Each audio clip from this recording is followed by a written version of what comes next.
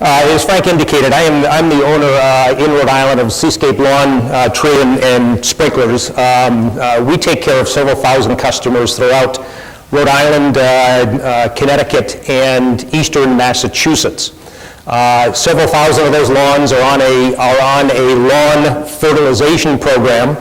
And I just wanted to say a couple of things, and it's just reiterating some of the things that the previous two speakers did say. I don't have access to $300,000 to $400,000 to do market surveys, and so what I do is I take my data out of some of the trade magazines that come out from time to time. This data right here came out of Lawn and Landscape magazine, and I think pretty much confirms what Bruce said earlier, that in the United States, roughly 25% of lawns are taken care of by do-it-yourselfers, 25% are taken care of by commercial applicators, and approximately 50% do little or nothing. I think it's important to remember in the course of the discussion over the next couple of days that when we talk about commercial applicators, we're not always just talking about the likes of SeaScape or the likes of True Green or Scott's Lawn Service. We have to keep in mind that many, many applicators are out there who are considered commercial applicators, are taking care of and are fertilizing very small number of lawns. They might be taking care of 25, they might be taking care of 100 lawns. They have very little access to the kinds of things we're talking about today. They have very little education in terms of some of the issues that are of concern here at this conference.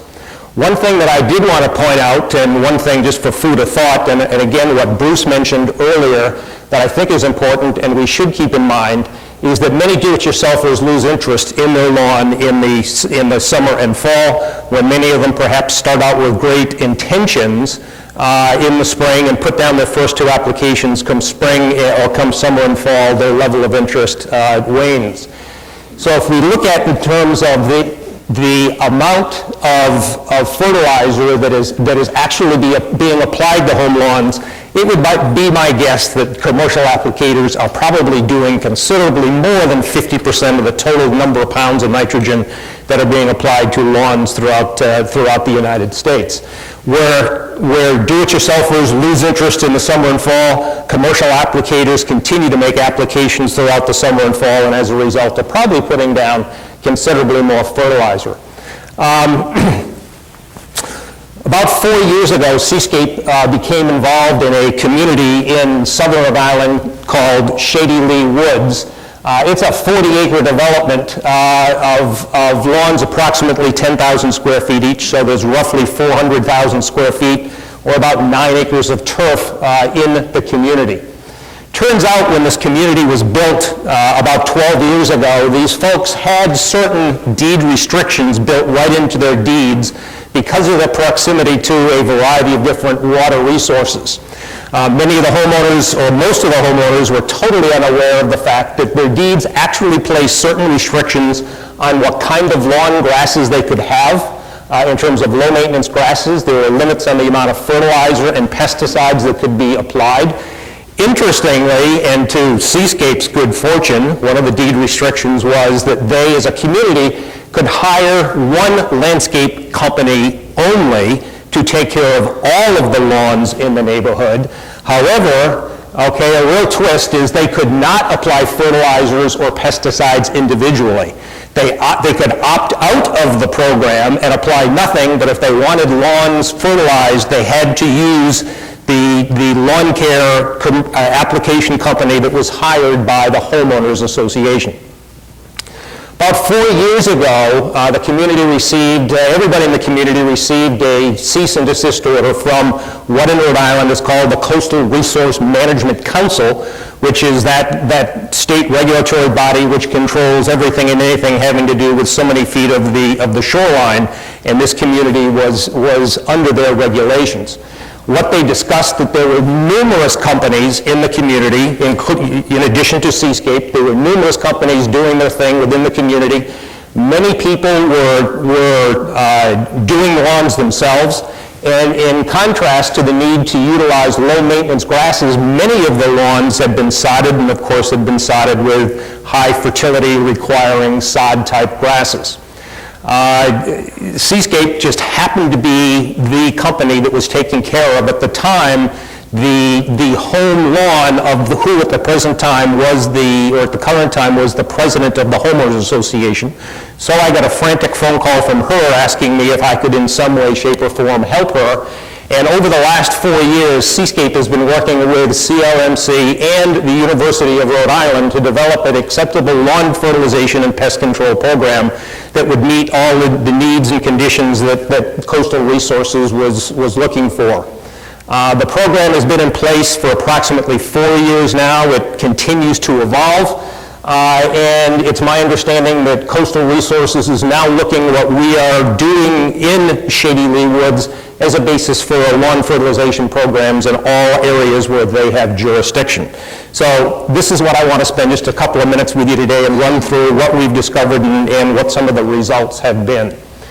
Some of the restrictions or some of the components of the fertilizer program that SeaScape, the University of Rhode Island, and Coastal Resources agreed to were, first of all, we would apply lower rates of fertilizer, generally 20 to 35% lower than would have been used. SeaScape and indeed most commercial lawn care applicators are probably in the Northeast applying somewhere between 3.5 and 4 pounds of nitrogen per 1,000 square feet. We did agree that we would limit our applications on Kentucky bluegrass to no more than 3 pounds per 1,000, and on lawns that would predominantly fescue no more than 2.4 pounds per 1,000 square feet per year. Those rates of nitrogen were still to be applied across, in this particular case, this program that we were running, were still to be applied across 4 visits per year. So we're still going out 4 times a year, monitoring for insects and diseases, just simply applying lower rates of nitrogen.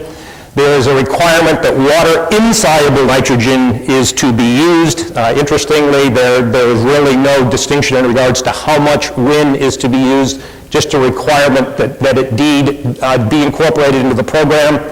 No fertilizer is to be applied if heavy rain is threatening, and no fertilizer is to be applied on frozen ground. Believe it or not, we have those people in this commercial lawn care business that want to get out real early in the spring and want to continue to make applications later in the fall, and it's not unheard of to go out and make applications on frozen ground. Pesticide restrictions. We're allowed in this community to use 1 pre-emergent crabgrass application, and interestingly, because of the fear of grubs in New England, we're allowed to use 1 preventative application of grub control. In this particular case, we're allowed to make 1 application of merit on an annual basis. Beyond that, all of our other pest control applications are made on a spot basis. In other words, we have to walk over the lawn, we have to look for weeds, we have to go back over the lawn, we have to inspect for surface insects. As far as our spot applications for for broadleaf weeds are concerned, we're limited to doing that only twice per year. In other words, after we apply our fertilizer and our crabgrass and our merit, we go back over the lawn a second time. We do this once in the spring and once in the fall, go back over the lawn a second time and do a spot application for broadleaf weeds. We inspect for surface insects. If there are surface insects, we are allowed to make a single application. In this particular case, they specified they wanted us to limit our applications to bifenthrin or Tolstar. So we're not using some of the older products that you perhaps are familiar with in the lawn care business, such as the diazonons or the Dursbans or those types of things. We are limited to an application of bifenthrin for surface insects.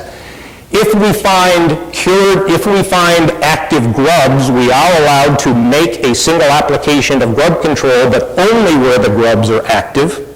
Up until this point, in the 4 years that we've been involved here, we fortunately have had tremendous luck with merit on a preventive basis. We've not been required, or we've not had to use any curative grub control applications. Beginning in 2007, we are allowed to make 1 application only of a post-emergent crabgrass control. In 2005, 2006, we had an issue in this neighborhood, as we do in most neighborhoods, with crabgrass along the edges. Kurt spoke about along the edges earlier, and indeed, along the edges is an area that our customers, as well as True Green's customers, that's what they look at first when they walk up their driveway.